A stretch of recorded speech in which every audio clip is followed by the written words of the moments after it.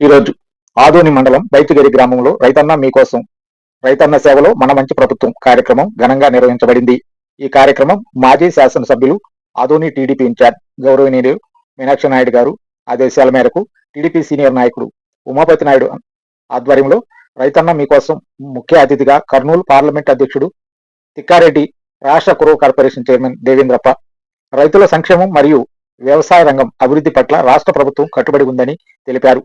రైతులు ఎలాంటి ఇబ్బందులు ఎదుర్కొన్నా వెంటనే ప్రభుత్వ యంత్రాంగానికి సంప్రదించి పరిష్కార భాగస్వాములు కావాలని సూచించారు. అలాగే వ్యవసాయ అధికారులకు స్పష్టమైన ఆదేశాలు జారీ చేస్తూ రైతులకు అవసరమైన పరికరాలు, సహకారాలు అందించాలన్నారు.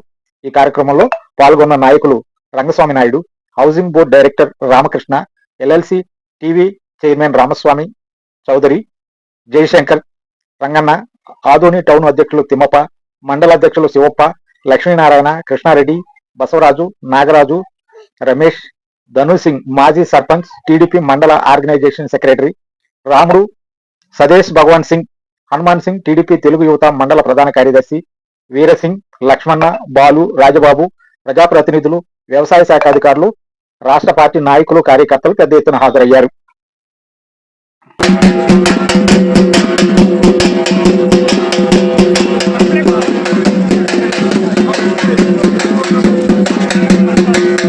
చంద్రబాబు నాయుడు గారు ఆదేశాల మేరకు మా యువ నాయకుడు, మా భవిష్యత్ నాయకుడు లోకేష్ గారి ఆదేశాల మేరకు ఆదోని నియోజకవర్గంలో మీనాక్షి నాయుడు గారి ఆదేశాల మేరకు ఈరోజు బచ్చిగేరి గ్రామానికి ఉమాపతి నాయుడు గారి ఆధ్వర్యంలో, అలాగే రాష్ట్ర కురవ సంఘం అధ్యక్షులు సోదరులు దేవేంద్రప్ప గారు, అలాగే మండల పార్టీ అధ్యక్షుడు శివప్ప గారు, అలాగే టౌన్ ప్రెసిడెంట్ తిమ్మప్ప గారు, అలాగే నాతో పాటు ఈ కార్యక్రమానికి వచ్చినటువంటి తెలుగుదేశం నాయకులు, పెద్దలు చాలా మంది ఉన్నారు. అలాగే ఈ గ్రామ ప్రజలందరూ కూడా తెలుగుదేశం పార్టీ తరఫున నమస్కారాలు. ఈరోజు ఈ గ్రామానికి రావడం ముఖ్య ఉద్దేశం, మిమ్మల్ని ఓట్లు అడిగేదానికైతే మేము రాలేదు, ఎలక్షన్లు అంతకన్నా లేవు.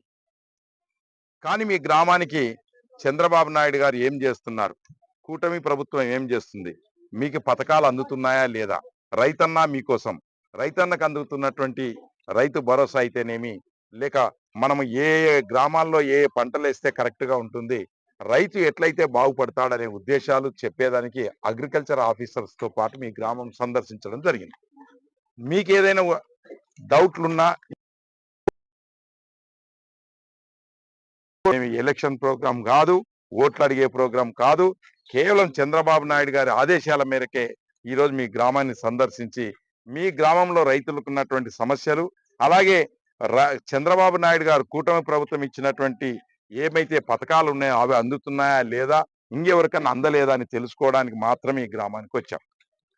అయితే ఈసారి మనకు వర్షాలు ఎక్కువ రావడం వల్ల కొంత రైతు అనేది నష్టపోయేదానికి అవకాశాలు ఎక్కువ ఉంటే, మళ్ళీ పత్తి పండించిన వాళ్ళకి సీసీఐ ద్వారా మనం పెట్టుకుంటున్నాం. ఎందుకంటే విపరీతమైన వర్షం, అంటే ప్రకృతి వైపరీత్యాలు అనేవి చాలా జరిగాయి. కాబట్టి ఈ మన ఏరియాలో కొంత రైతన్న నష్టపోయినాడు. ఎంతవరకు నష్టపోయినాడు, ఏం నష్టపోయినాడు, భవిష్యత్తులో నష్టపోకుండా ఉండాలంటే ఏ పంటలు వేస్తే కరెక్ట్.